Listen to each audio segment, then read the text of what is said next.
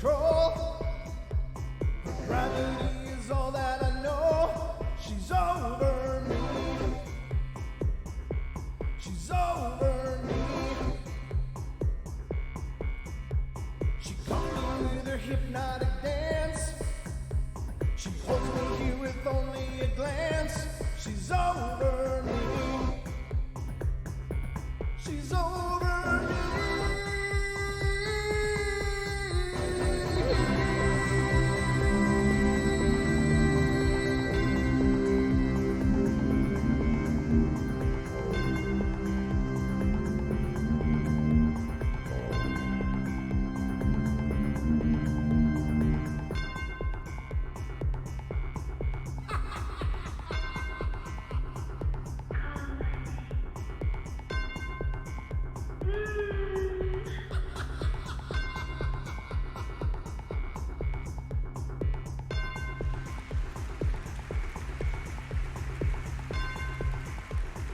Ladies and gentlemen, welcome to the Paranormal Portal. I'm your host, Brent Thomas. Thank you so much for being here with me as we venture once again into the Paranormal Portal and into the night terrors specifically. So I hope you guys are all ready for this because, I am. I've been ready for a while, waiting here for the time to be right and to get everything launching. Good news, everybody. We'll be releasing our podcasts once again in the next, I don't know. I guess I got to talk to Don about it to see what the best day of the week to release our podcast is going to be. I have an idea, and I'm thinking the beginning of next week we're going to start launching the new podcasts again. But stay tuned for those announcements. You can find out more specifically by making sure to like and follow us on Facebook. And you can do that by going to facebook.com/Paranormal Portal Radio. And on any show announcements will happen there as soon as I make them, I guess. As quickly as I make them. But anyway, welcome everybody. Hope you guys are having a great day.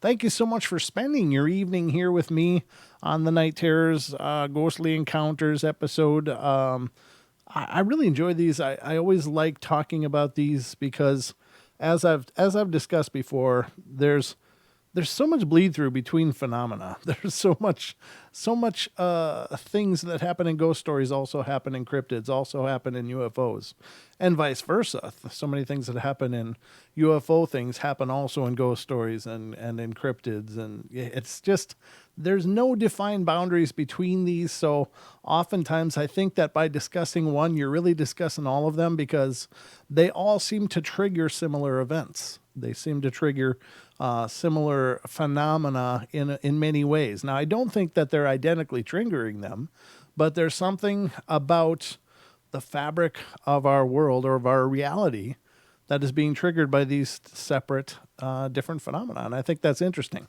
So I think those, again, are the breadcrumbs, and that's where the answers lie. I don't pretend to have them, but that just seems more than chance to me that all of us, all of these different varied phenomena all have very similar activities attached to them. So I don't think that that's just chance. I don't think that that's just coincidence. I think that's the clue. So anyway, I hope you guys are all ready for it. Any other announcements on the front end? Not that I can think of. Oh, yes, of course, Saturday night, be sure to tune in. Saturday night show at 7 p.m. Pacific Standard Time. We are welcoming Mr. Dean Harrison to the show. He is, of course, been on the show once before, an amazing Yowie researcher from Australia, and an incredible, passionate guy, and he's just a thrill to listen to. I just love the way he shares his stories and all the energy and exuberance he puts into them. I'm just like, I'm just enthralled listening to him and just the things that he's experienced. It's just a real fun interview for me. It was the last time, and I know this time is going to be no different. In fact, it'll probably even be better. So I hope you guys will tune in Saturday night and check that out. Spread the word about that because it's definitely a show not to be missed. The phone lines will be open throughout the course of our journey tonight. If you have something paranormal of your very own that you'd like to share, love to hear from you and hear what you got to say, hear what you've experienced, hear what you've been through. So that's always an option. The number is 720-923-0500. Again, 720-923-0500, or look up there. It's right up there above my fingertip. That's the hidden little cipher number up there. That's the passport to fun here in the Paranormal Portal. So call it, and I will do my best to answer it in as timely a manner as I can manage. So I guess I think that's about all I can think of on the front end of this. So good day, Matt. Good day to everybody that's here. Thank you all for coming in. And all I can say is, hope you're ready, because it's time for bed.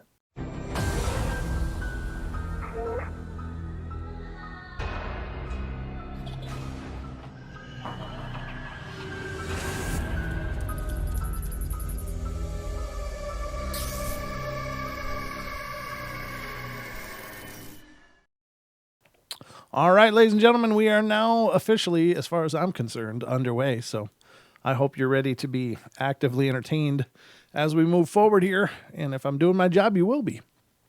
If I'm not doing my job, well, I did my best. Just know that I'm always doing my best.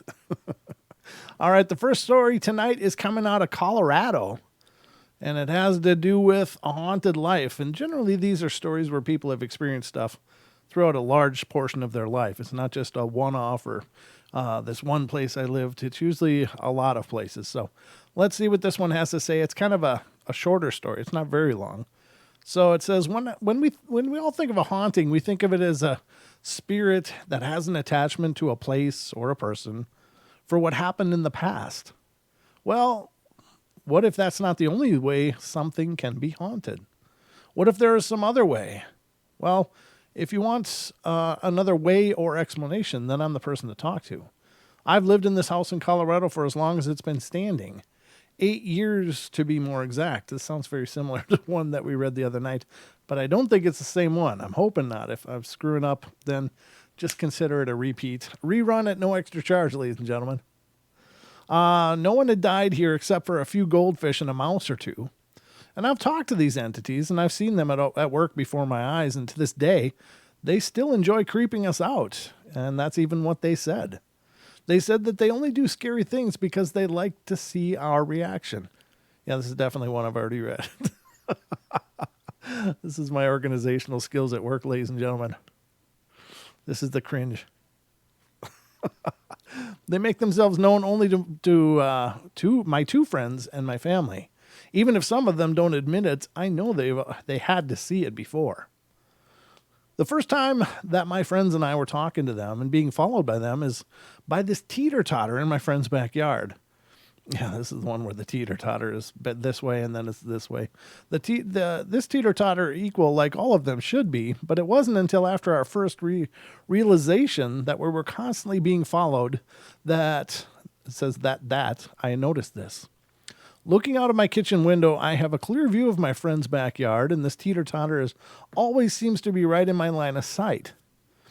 A while back, I realized that I'd seen one side of the teeter-totter sitting on the ground and the other in the air, and I can't say which side it is because they've been moved all around the yard. But every night that I would look out my kitchen window, the side touching the ground would slowly, inch by inch, rise towards the sky and balance the two sides out.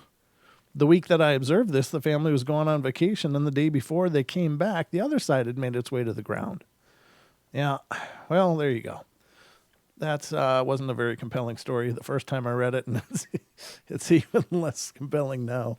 So I'll just quit that one now and take my embarrassed bow that I repeated about a mediocre story. And I'm not putting somebody down. I mean, the paranormal events don't have to be in your face and crazy, but I don't know if a teeter-totter is necessarily a good barometer for paranormal activity. Could it be? Yeah, I guess. But if it's taking several hours for it to, change position, or even a long period of time, there's so many other things it could be.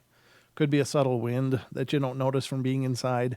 Could be, some weird balance issue with the teeter-totter. I mean, it could be so many things that using that as a barometer for, oh, yeah, that's a ghost.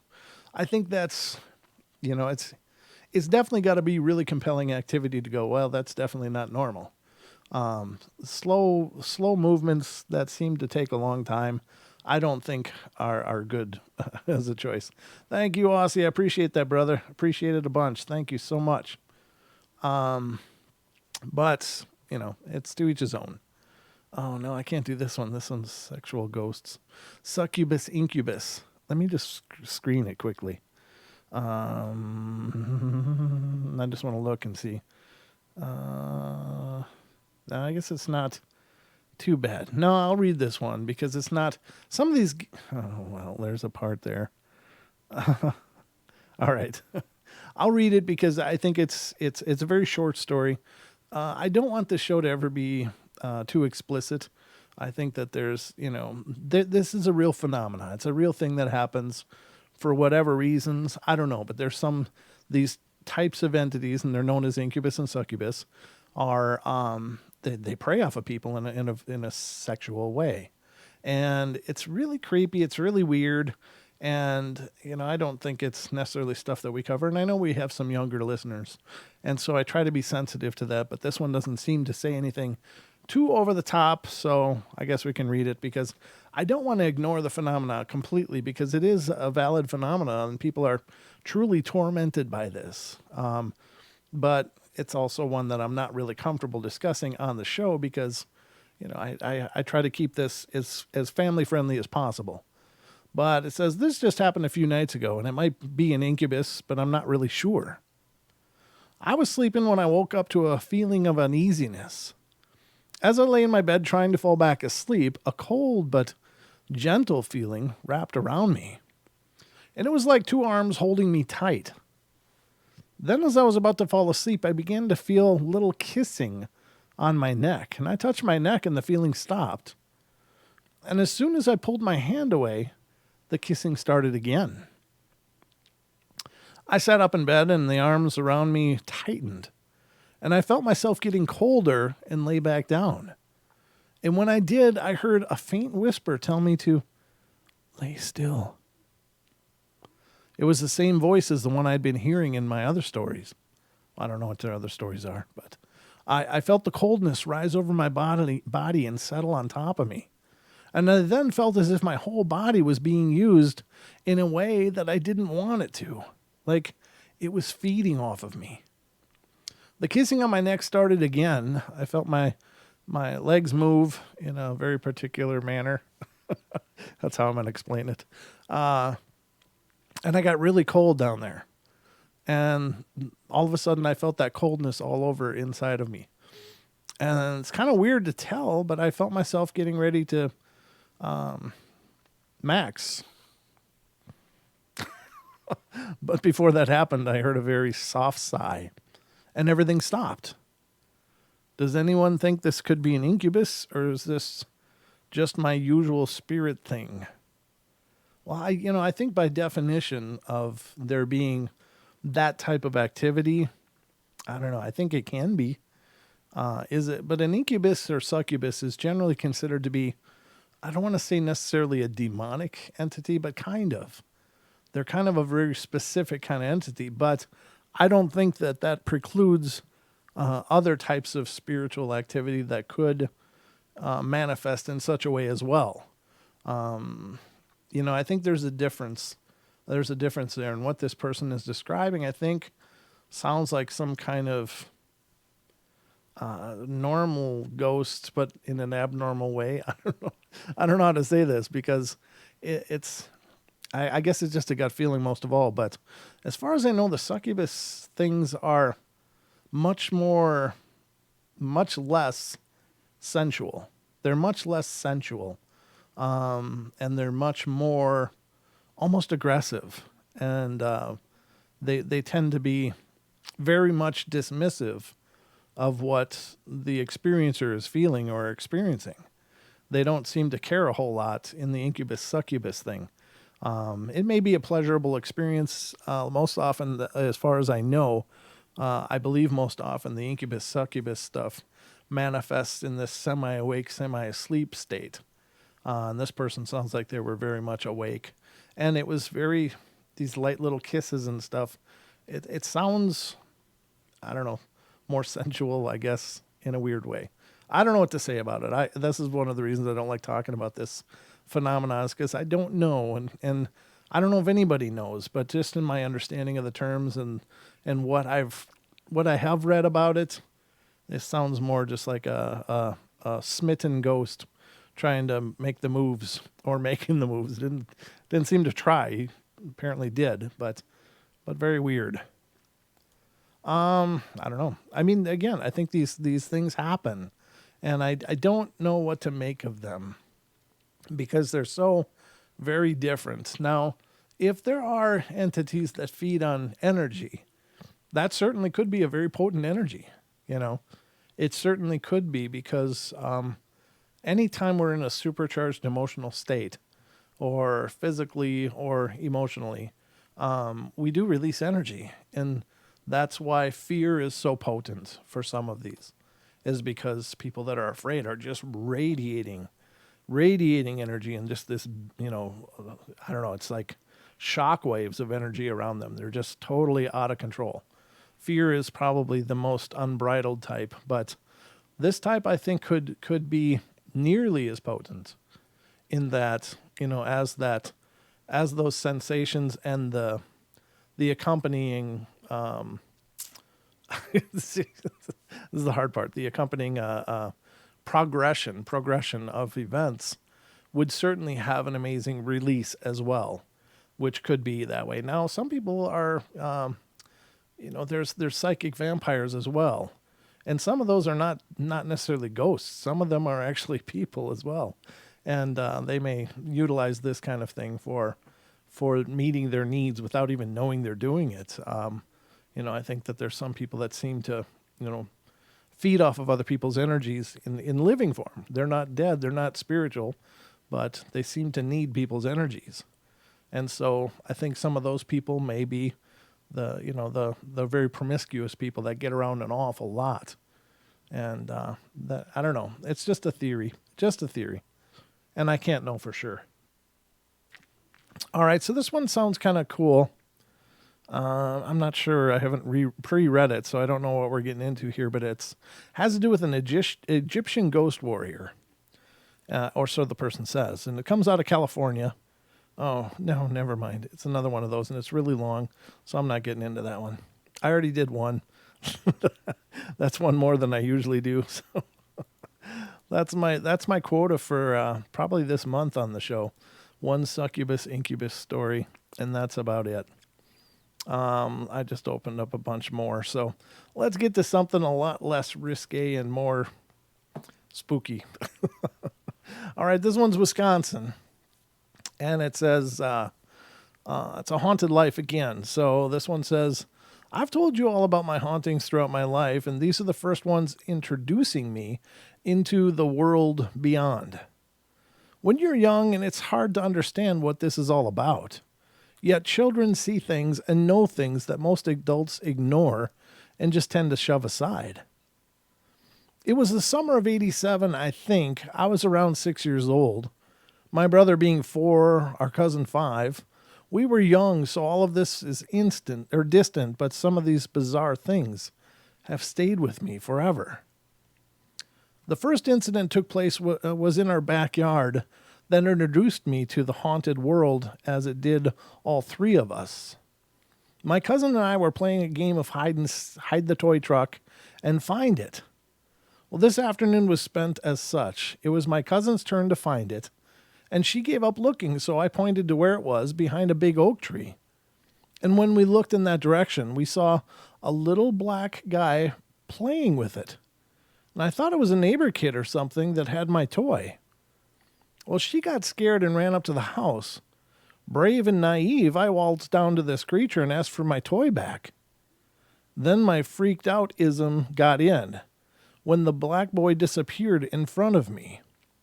He looked at me, no facial features as I asked for it, and then he vanished, dropping the toy as it rolled down the root of the tree. Well, I didn't understand what I had just encountered. I grabbed my toy and darted up to the house, and we, as kids, tried telling our grandmother what had just happened. Well, she nor anyone else believed us, so they sent us back outside and told us to stop telling stories. My brother got involved in the investigation at one point because not only did one black guy show up, but a bunch of little gray guys appeared as well in the big oak tree branches. Since no one believed us, we got our squirt guns and shot away trying to rid the creatures, and they looked like they had arrows pointing out of their heads. And out of all the gray guys peeking around the branches and leaves at us, there was that one black guy who just sat there and stared at us. The sun was starting to set in the sky at this point, and as soon as the last ray of light was in our yard, they all disappeared. That was our first encounter into the great unknown. Those little black men would show up throughout our young lives, out there frequently, usually when we weren't prepared for them. We were always scared of them and tried blocking them out, like expecting them almost so they wouldn't make an appearance. My brother claims he saw one big one time waving to him in the field to come closer, so he ran back to the house, and as he ran away, the creature was motioning for him to go away. I had nightmares for a long time about these creatures, why they were even there, and I'd always be scared of running into one. Another time, my cousin and brother saw a big black hand squeezing itself in the doorway of my bedroom. Upstairs, my brother's bedroom and mine are directly across from each other, with a middle room in between. My cousin and I were in my bedroom up until the wee hours giggling away, and this particular night, as we chatted away, something in my brother's room caught my attention. Something was looking at us. Well, I looked into his bedroom, and there was a girl about the age of 17 standing in there just staring into my room. I nudged my cousin to tell her to look, and she asked me who that was, and I said I didn't know and wondered myself. We studied her for a moment and then got too scared, so we hid under the covers until daylight. The next morning, our tales still repeated to be the same as the night before in description. The girl had on a long bluish dress with an umbrella in one hand and a purse in the other hand. She had braids on both sides of her head, and her stare wasn't friendly either. It looked like she was lost in time, just zoned out in just wonder. Almost like a chilling stare, like something she was seeing wasn't good. She didn't look directly at us, but just straight through my room. I no longer wanted to look into my brother's room after that. I don't blame you, that's horrible. I didn't know what it was about, that event, but it was so close to home that it has disturbed me into the great unknown. If she would have looked at peace or friendly, my cousin and I wouldn't have been traumatized, but something about that, along with the little black guys, were just wrong about the whole place. We used to hear things, too, and have weird episodes that way as well. I see there's a call on the board. We'll get to that in a minute, so just hang on, caller. Typical hauntings. The dumb doorbell rang and no one was there plenty of times. That place just has eerie effects. I guess I've seen a lot of things and heard a lot of strange things there that my mind was opened up to the other world at a very young age. One night I saw my older brother in his bedroom in the basement, but the light was off and he made no sounds. At first I thought it was him and said something, but he didn't answer, and that's when I realized he wasn't even in there. I ran up those stairs and found him in the living room floor watching television. And another time my cousin and I heard my brother's and my dad's voices outside in the backyard, only to discover that they were not there, but down at our grandparents'. Well, the list just goes on and on. These were the basic hauntings of our lives then. And ever since these sightings, I never wanted to see ghosts again. Perhaps that's why, as I got older, that I never saw anything in our haunted house or other locations I've been at, and I simply do not want to see anything, so I told the ghosts if they're around not to show themselves to me. I feel them, and that has been enough for me. Well, these are my stories, and I still don't know what half of them mean to this day. What do you all think? Pretty freaky, huh? I would say, yeah, that's very freaky. I'm not sure. And by black, that's not a racial description. It's a color description. Like they seemed, the black little figure would be looked like a black mass, but in a human form. And the gray color obviously looked like gray masses in human form, but smaller. And I have to think about, could those be gnomes? Could those be some other of the little people, duendes or something? I don't know. Maybe they perceive them as being spiritual, but maybe they weren't. Maybe they were. Maybe those things are also spiritual and have a foot in both realms, but very interesting. But let's get to this call and see what's going on. This is area code 201. You're on the air. Hey, Brent, how you doing? Nice to hear from you. I called in once quite a long time ago, and I love the show, so I'm happy that you're letting me call in tonight. Oh, thank you for calling in. I really appreciate it, and thank you for the kind words about the show. That's wonderful. So I just have like three really quick things I wanted to share. It won't take too long. Sure. But I just figured I'd share them, and they seem very credible. My dad, we're originally from Quebec, from French Canada. Okay. And my dad was a long distance truck driver, he'd drive out to, we lived in New Jersey at the time. He would drive out to Ohio, down to Maryland, and also he would drive up to Quebec. Okay. Eastern Canada quite a bit for, long distance truck driver, for deliveries and things like that. And my dad was, he was, like I said, he was kind of a no-nonsense guy. He was not somebody who believed in anything that was particularly out there. Sure. He said that, he would have, he had one of those trucks that have the bed in the back of the cab, so Sure. he could sleep in the truck. Right. Overnight. So he would usually pull over to some side of the road, somewhere quiet, and he would sleep the night in his truck. And, one night, and he would always tell the story, and like I said, he was just never somebody to make stories up, and he didn't believe, in anything. He wasn't particularly religious or anything. But he was up in Quebec, and this was back in the 1970s, Okay. a long time ago. Uh-huh. And, he was, lying down in the back of the cab of the truck, and he heard footsteps, around the truck, so he was like, oh, it might be, I don't know, a deer or something, could be something, whatever, Right. It's pretty rural up there. Uh-huh. And, so he heard it go all the way around the truck, like literally circle his truck. It was like, an 18-wheeler, like a big, a truck, Yeah. And, then he noticed that it kind of stopped and it didn't go anywhere. He's lying down trying to sleep, and he's like, okay, this thing didn't go away. I think it's standing right outside the truck. Oh, God.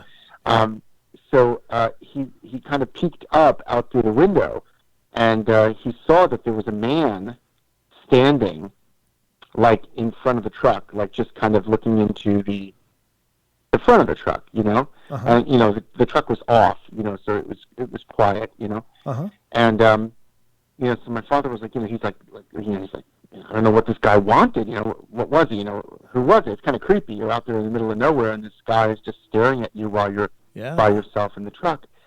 And he said that, he finally decided, after a few minutes, he's like, I got to do something. He turned on his headlights, and the guy that was in front of the truck was wearing clothes, like he was wearing normal human clothes. It was kind of chilly. I guess it was like, I don't know. It was, it's Canada, chilly. Sure. So he was wearing like a hat, and he was wearing clothes, but he was fully, as my father described it, fully covered with hair. Oh. His hands were fully covered with hair. His face had like an animal look to it, like not quite human. Right. And his eyes were like, if you've ever seen a cat in a dark room, they reflect gold. They reflect that yellow color. Yep. And he reflected that. So my father's got really freaked out. It wasn't like he just had a beard. He said he was really covered in hair, but he was also dressed, in human clothes, you know. Sure. So my father got really freaked out, and he blew the horn of the truck. This is what he told us. And this guy, this thing, whatever it was, I don't know, shapeshifter, Bigfoot, who the hell knows, got scared but ran away on all fours. Oh, Like wow. fell down onto his hands and ran away on all fours into the forest. And my dad said, you know, he turned the truck on and he drove, Yeah. you know, the rest of the night. So, you know, I don't know if that's like a shapeshifter or like a Bigfoot or something. I don't know. But in any case, you know, my dad, like I said, that was his one story. You know, he never was the kind of person to make up stories. Sure. And he said that really happened. He said it was not a human being, whatever it was. You know, he said that it really, for the rest of his time, you know, he passed away, maybe about 10 years after that, you know, in the 80s he passed away. He said, you know, he always, like, he would always find, like, the more populated area to sleep in because that story, that one image always stuck with him. It never left him. So, you know, who knows? Who knows what that was? That sounds like it sounds like a loup-garou. You know, one other story. I'm sorry? It sounds like a loup-garou. It's a French term, actually, which is funny because you're talking about being up in Canada near Quebec. And, you know, the loup-garou is like, it's kind of like the cursed person that's some people, there's a lot of different descriptions of it, but one of which is like a wolf man kind of description. Like it'll be a person that transforms, much like a skinwalker. Well, that could be it. I mean, that sounds. I'd have to check that. I don't know about that term, but I'd have to check it out. That sounds. Yeah, that sounds spot on. Absolutely. Wow. Okay. That's incredible. Wow. That's incredible. Wow. Yeah, I'd have to check that out. Yeah, please do, and let me know what you think. Yeah. So I will absolutely. Just two other really quick stories that I thought were interesting that I think you might enjoy. I had a friend of mine. He was a state trooper. So, you know, again, you know, we're talking about a very credible kind of person, you know, not someone who's prone to any kind of like exaggeration or anything like that.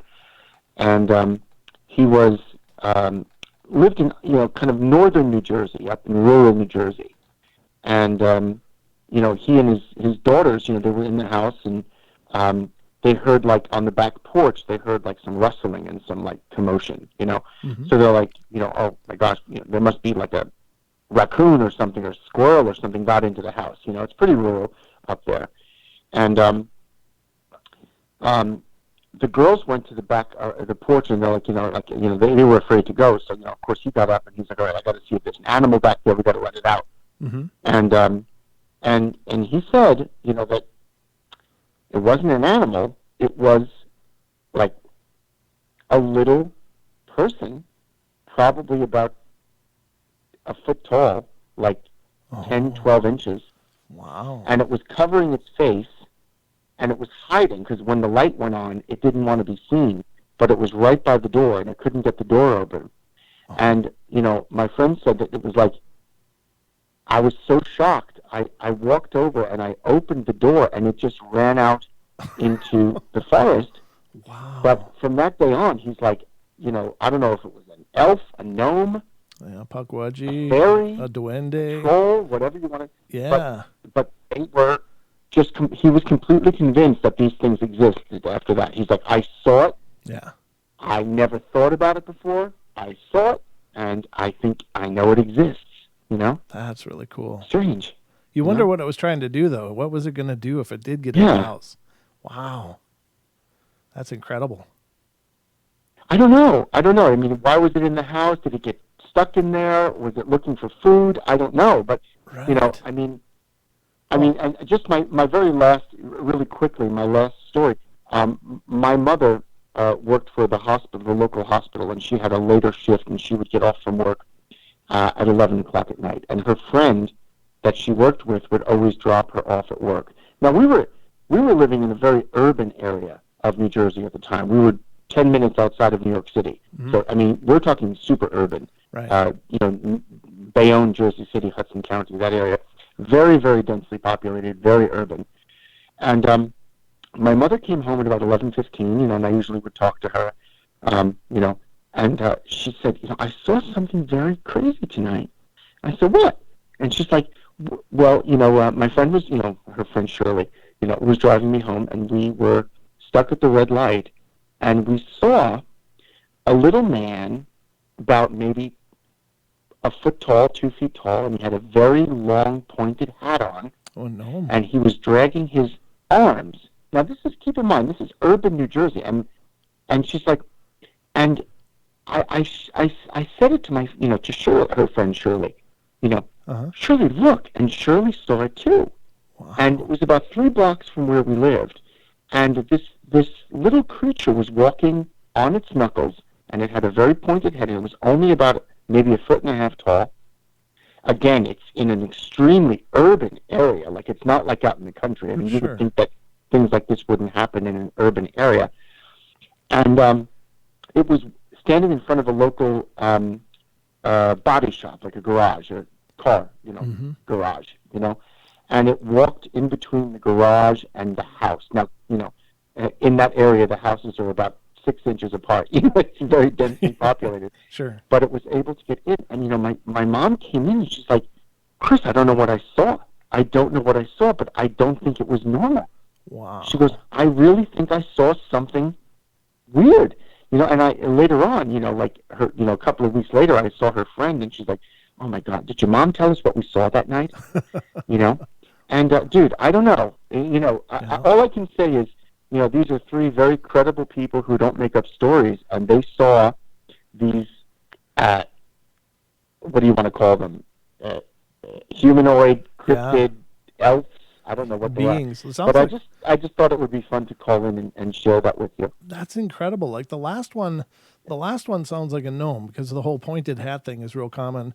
Like literally, they're supposed to look just very similar to the garden gnomes that people, buy for their gardens. And so that's a description. Yeah. That's a description that's been around for hundreds of years. So the garden gnomes weren't invented for gardens as we know them. They're just decoration that's been popularized. But that description that they're based on is an ancient description of gnomes. And we've had a guest on named Robin Moonshadow, who does a lot with the proto-pygmies, and she talks a lot about the gnomes and them being here. Now, the first gnome, not the loup garou that I was talking about earlier, but the first one sounds like it could be a house gnome. They are believed to live in our houses with us, but can avoid detection very easily. And I'm not sure how. That part seems a little suspect to me, but I don't know if they're like transdimensional or they're just really quick or what the story is, but they can apparently live with us, and then they may just one day leave. Yeah. But it's supposed to be a very good thing if house gnome has picked your home to live in. But that last one sounds like a gnome as well. And oddly enough, we've even heard Bigfoot reports coming out of like Detroit that somebody claims to have seen them living in an abandoned house in downtown or in like urban Detroit area. And I don't know. I think these things. Oh, wow. These beings, I think, are just acclimated to us. And maybe they always have been. Maybe they've always been just under our noses and we're just too enchanted by our own lives to really pay attention, especially in those urban areas. So it doesn't surprise me a whole lot, believe it or not. But they are incredible stories. These are incredible stories. Huh. Yeah, I figured I would just share them with you. I think maybe if people had other experiences, they might appreciate it. So, yeah, I won't hold you up, but thank you so much for letting me chat. Yeah, and sure. I enjoy the show, and hopefully sometime soon I'll call in again. Please do. I'd love to hear more, and just please stay in touch. It's wonderful to hear from you, and thank you so much for supporting the show. All right, take care. Bye-bye. Have a good night. Okay, good night. That is really cool. I love those stories. All 3 of those are amazing stories, and all of them, they're fascinating. These things may be right around us at all times. We're just not very good at looking. and I really mean that. I think in our urban environments especially, we're so tuned in to our bright lights and technologies and stuff while we're in the urban settings especially, that I'm not at all surprised to hear that these beings are living potentially within those cities and stuff, because think about it. When you go to the store, like if you're from an urban area, when you go somewhere, you get into your car, your public transportation or whatever, you're looking at the phones, you're looking at whatever, anything just to distract you. If you're driving, obviously you're just driving, watching the signs, looking out for other cars so you don't get smacked. I mean, we're not in a real high open alert state. We're in a very focused alert state. Like if you're driving, you're very focused alert on what you're driving and what you're encountering on your drive. And if someone else is driving, you're in a focused alert stage on your social media or your phone or YouTube or whatever. I mean, we're so I don't know, entranced by our technologies that I'm sure I wouldn't be at all surprised if there were huge communities of these things living right under our feet. Perhaps in the sewers, perhaps in derelict buildings, perhaps all around us, because we're just not hard to hide from, I don't think. So I don't know, take it or leave it, but I love those stories. I'm absolutely fascinated by all three of those. And thank you again for calling in. That is extra cool. Love those. Man, I'm going to have to listen back to this show just to hear those again. That was really good. And if you got stories like that, ladies and gentlemen, please let me know. Please let me know. Yeah. But yeah, I think those are great. Totally cool. So this story is actually coming from New York. New York, oddly enough. It has to do with orbs, lights, and mists.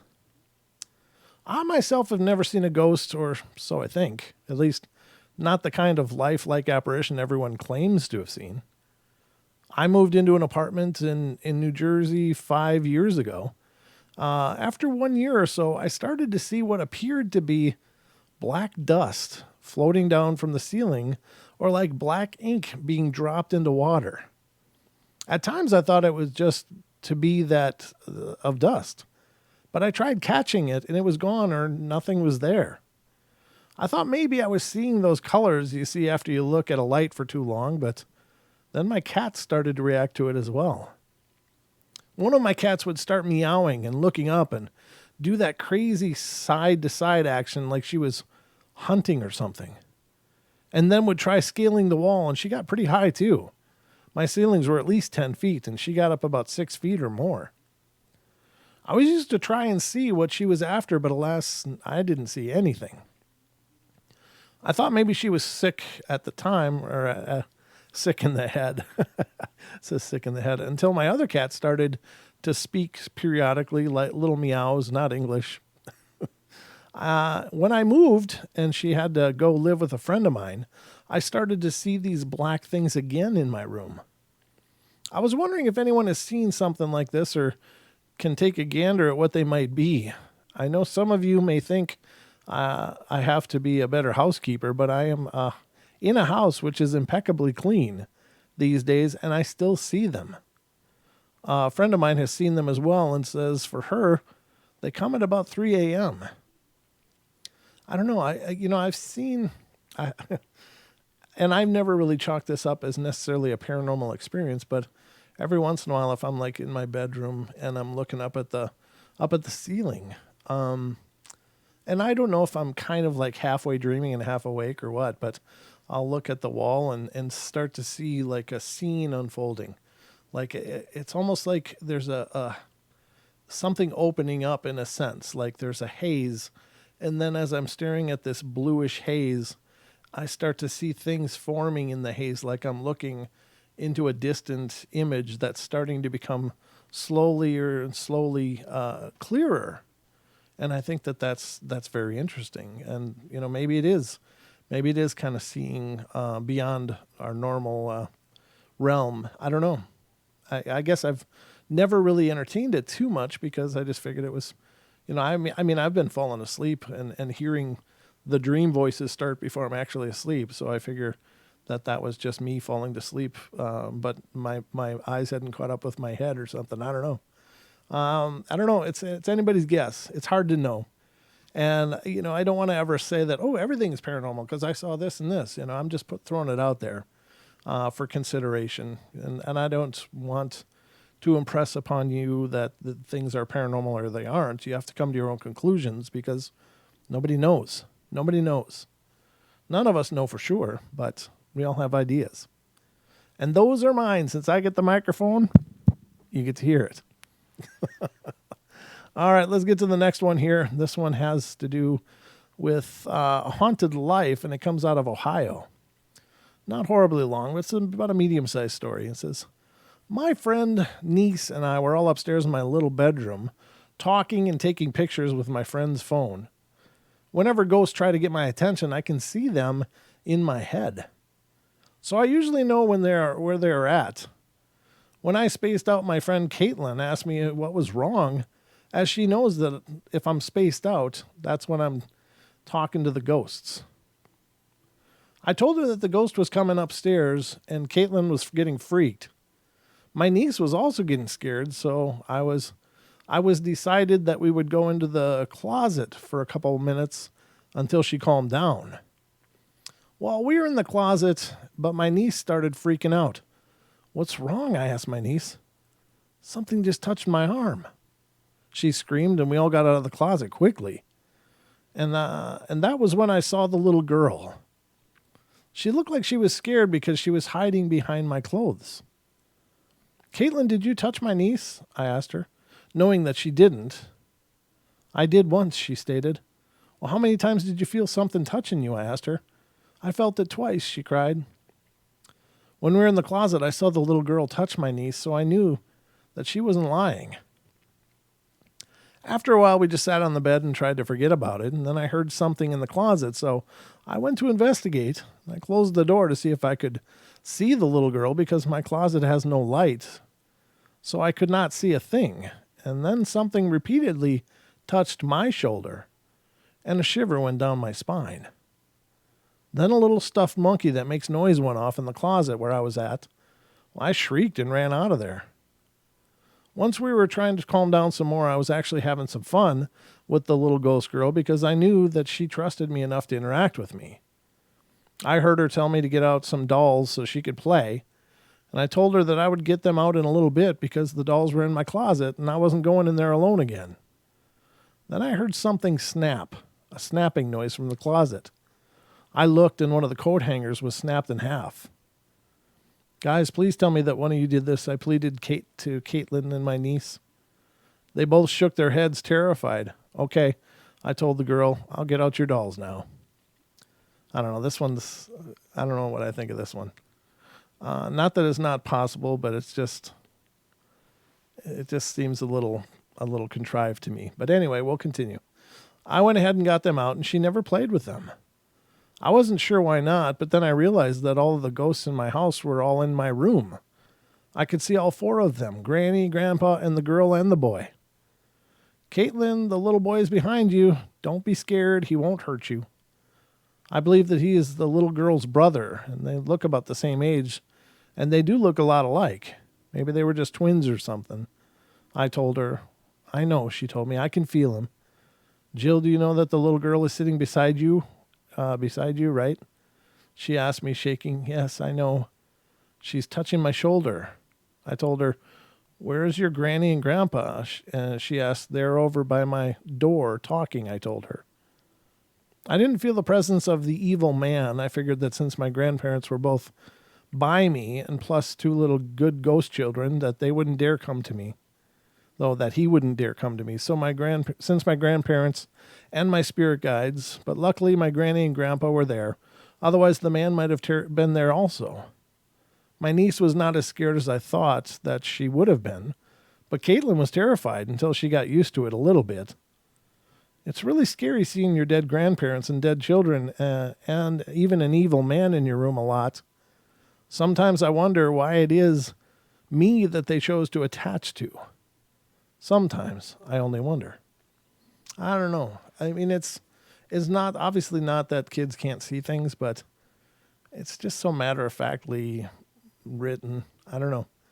And being a younger person, which I assume wrote this, and I'm making a lot of assumptions here, but obviously they wouldn't, be prolific writers if they're just younger kids. But it is curious. But these younger people have a lot of sensitivity, and maybe it's absolutely factually correct. It's just hard to know. I can only go by my gut when I'm reading these, and that one felt a little fabricated to me. But again, I'm not trying to say that it wasn't real. It's certainly represented as real, but I don't know. What do you do? I can only trust what I feel. Had to wet my whistle a little bit there. God, the night's just flown by. I think we got time for one more. But I don't know. This one's, I think I'll just read this one. It's coming out of Texas. Has to do with haunted places. Let me look at this next one, though, too. Yeah, this one's way longer. So I'll read the first one. So Texas haunted places. It says, this is part one of a story explaining my first brush with the paranormal. The beginning of the introduction to the place where a lot of my experiences have happened and how I came to know the area as being haunted. Excuse me. But that's not all this is, so bear with me, please. There will be a part two to this. My friend, let's call him Zach, lives out on the very edge of Keller, Texas, one of the fastest growing suburbs of Dallas-Fort Worth. In such a sprawling town, it's a surprise to see that there are many darkly lit back roads and undeveloped areas around, but there are many. Anyway, he lives in a neighborhood that's rather new, built in late 2006, and it's one of those out-of-the-way communities with large monolithic houses that are really expensive. He's an only child, so he has me and some others out to his place a lot on Saturday nights. So it was around mid-October, and me and our friends, pseudonyms are being used, Matt, Ben, and Austin, are over at Zach's, and we're all bored because, well, gamers will know there isn't much to do with a Wii besides playing Smash Brothers, and that ends up getting old. So we go outside for a walk at 7 or so, and the last of the sun's lights are going down by now, so we take some flashlights. After about an hour, Austin and Carter go back, but me, Matt, and Zach continue throughout the house, the largely undeveloped and uninhabited neighborhood. Now, keep in mind, these houses are big and ominous. We'd never heard of any ghostly activity, but then again, we'd never been out this late, or really out at all. We had until 10 to walk around, so we figured we should just explore the back parts of the neighborhood where this community merged with a much older one that contained older one-story houses. We went to the very back of the neighborhood, and there was one blue wooden house with a separate house and a green light that illuminated the street rather than a light post. We weren't scared, but the green light wasn't helping the atmosphere at all. We turned down a dark street, maybe 2 or 3 spaced out lights posts and some houses at the end. And we walked down the street feeling uneasy about the lack of light when we walked by this completely unlit street. No lights at all, just pitch black. We heard sprinklers down in the distance as we were staring down the dark street, and Zach kept going, but me and Matt stood staring. Zach stopped and said, "Do you hear that?" Matt answered it was just the sprinklers, but Zach shook his head and listened closer, and from what I could see, his eyes got real big, real fast. I looked at Matt, who was about to say something, but stopped when we heard something, and just then, I heard it too. Crying. From down that dark, uninhabited street, someone was crying. It sounded like a young girl, and that's the only guess I have.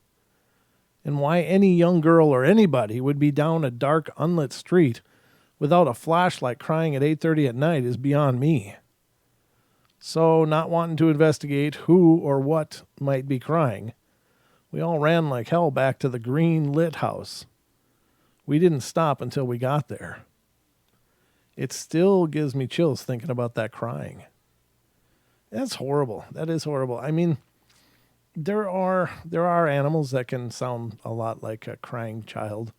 There are creatures that are alleged to sound like a crying child. One of which is the Dogman, which also can scream like a murdered woman or a woman being murdered. I don't know. But then there's foxes. Foxes sound really creepy when they're out. If you don't know what you're listening to, they could sound like a lot of things. Your voice, your imagination goes wild with some of the nature's voices. But I don't know. It's also a pretty common haunting theme. Is it a ghost thing? Is it a cryptid thing? I mean, what better way to lure people down a dark place than sound like a young child crying?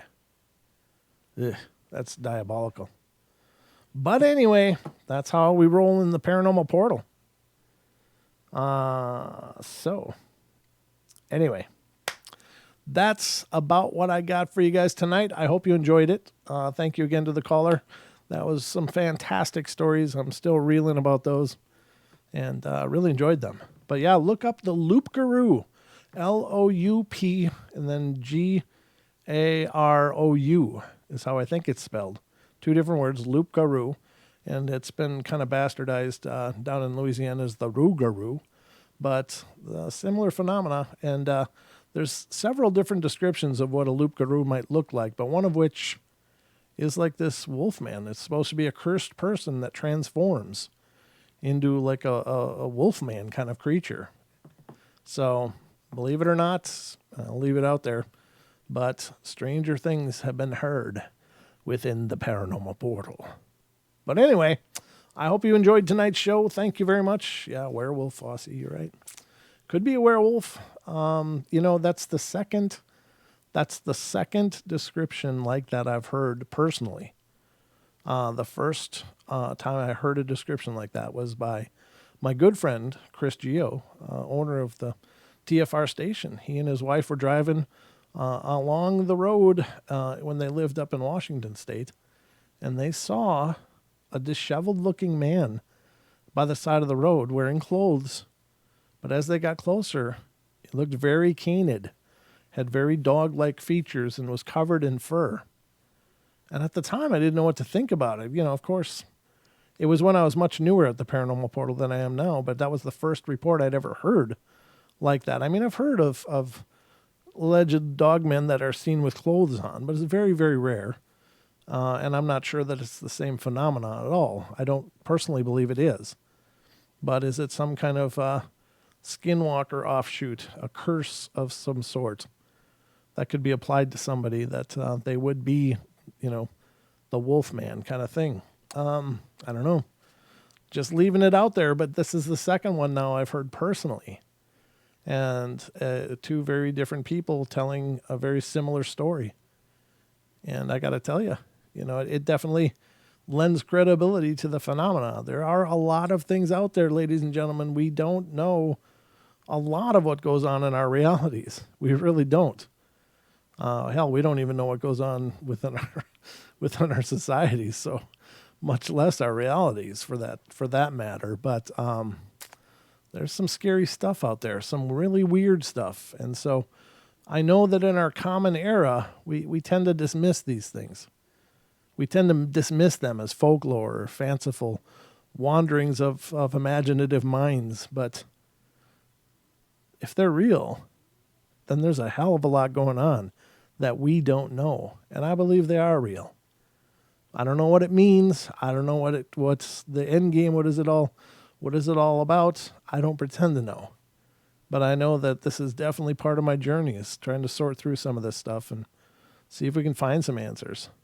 But my hat really goes out to people that are calling in, that are writing in and sharing their stories, sharing their experiences, because every time I hear a phone call or an email and someone explains their experiences to me, it really goes into my head, all this database of stuff that's floating around with all these questions. And every story gives me some new nugget that I didn't have before. So I really appreciate your guys' contributions and participation in the portal. You guys make it amazing. So thank you for that, and keep it up. But that's all I got for you. Again, remember, Saturday night, Mr. Dean Harrison will be joining us here in the portal. The new podcast will be released within the next days. Perhaps next Monday night. I don't know. I'll let you know for sure. I'll post on the Facebook and social media when those are going to go live, but keep watching It's all happening. It's all moving. And it's all shaking. So anyway, guys, love you all. Be good, be kind, be nice. Take care of each other. Help each other out. Find the magic in every day. And remember to laugh as much as you can, everybody. Love you all. And I'll be back tomorrow night for the Friday show. We'll see what kind of mischief we can get into. But Saturday night, Mr. Dean Harrison is joining us. So stay tuned. That's going to be an epic show. All right, guys, love you. Have a great night and sweet dreams.